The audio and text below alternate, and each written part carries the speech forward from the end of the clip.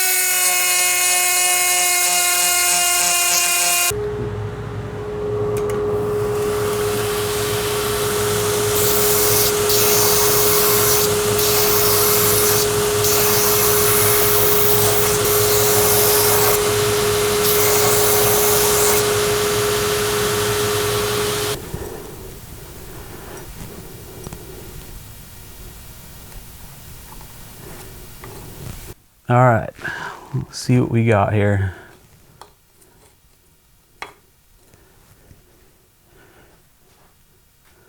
Oh, that looks good. Oh yeah.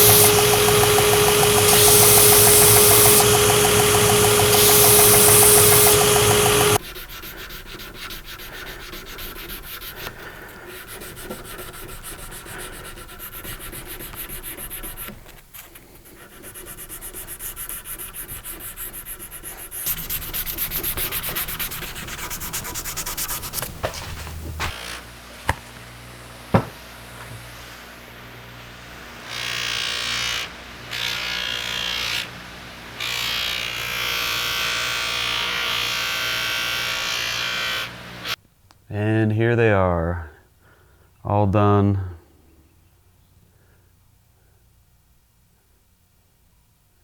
Not sure if you're getting that pattern, but there'll be a picture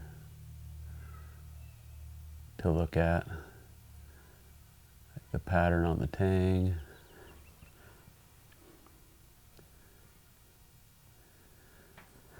So honestly, I'm not exactly sure which one of these is the one I forged and which one isn't.